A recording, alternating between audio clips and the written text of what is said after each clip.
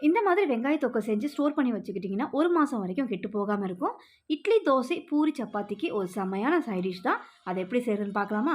நம்ம வீடியோக்குள்ளே போகிறதுக்கு முன்னாடி என்னோடய சேனலை ஃபஸ்ட் டைம் பார்க்குற வியூவர்ஸாக இருந்தீங்கன்னா என்னுடைய சேனலை சப்ஸ்கிரைப் பண்ணிக்கோங்க. வாங்க இப்போ எப்படி செய்கிறதுன்னு பார்க்கலாம்.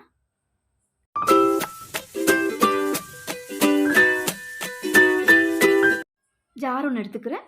400 கிராம் அளவுக்கு பெரிய வெங்காயம் ரஃபாக சாப் பண்ணதை சேர்த்துக்கிறேன். நீங்கள் சின்ன வெங்காயம் கூட விருப்பப்பட்டீங்கன்னா சேர்த்துக்கலாம்.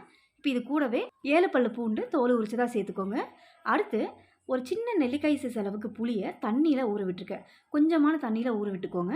இந்த அளவுக்கு ஊறினதை நம்ம தண்ணியோடையே இந்த வெங்காயத்தை கூட சேர்த்துக்கோங்க. இந்த புளியை வெங்காய கிரேவிக்கு சுத்தமாக தண்ணி சேர்க்கக்கூடாது.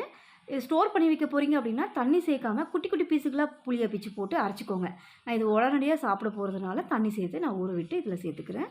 இப்போ இந்த கிரேவிக்கு தேவையான உப்பு சேர்த்து இது கூடவே கொஞ்சமாக மஞ்சள் பொடியும் காரத்துக்கு 1 ஸ்பூன் அளவுக்கு தனி மிளகாய் தூள் சேர்த்துக்கிறேன். நீங்கள் விருப்பப்பட்டீங்கன்னா காஞ்ச மிளகாய் சேர்த்துக்கலாம். கிரேவி நல்ல கலர் கொடுக்கறதுக்காக காஷ்மீர் மிளகாய் தூள் ஒரு 1/2 ஸ்பூன் போல் சேர்த்துக்கிறேன். இப்போ இது எல்லாத்தையும் தண்ணி சேர்க்காமல் நல்லா நைஸாக அரைச்சி எடுத்துக்கோங்க. இந்த அளவுக்கு இப்போ இது நல்லா நைஸாக அரைப்பட்டிருக்கு. நரம்லாம் இருக்கவே கூடாது. நல்லா ஃபைன் பேஸ்ட்டாக அரைச்சி எடுத்துக்கோங்க இந்த மாதிரி. இப்போ இது இருக்கட்டும், கிரேவி செய்ய ஆரம்பிச்சிடலாம். அதுக்கு கடாய் ஒன்று சூடு பண்ணிக்கோங்க. எண்ணெய் ஒரு 25 மில்லி அளவுக்கு சேர்த்துக்கிறேன். இந்த கிரேவிக்கு எண்ணெய் கொஞ்சம் கூடுதலாக இருந்தால் நல்லாயிருக்கும். எண்ணெய் காஞ்சதும் 1/2 ஸ்பூன் அளவுக்கு கடுகும் 1/4 ஸ்பூன் அளவுக்கு உளுந்து சேர்த்து நல்லா பொரி விட்டுக்கலாம். நல்லா பொரிஞ்சதும் ஒரு இனுக்கு கருவேப்பிலை சேர்த்து அதையும் நல்லா பொரிஞ்சதும் நம்ம அரைச்சி வச்சு அந்த வெங்காய விழுதை இது கூட சேர்த்துக்கோங்க.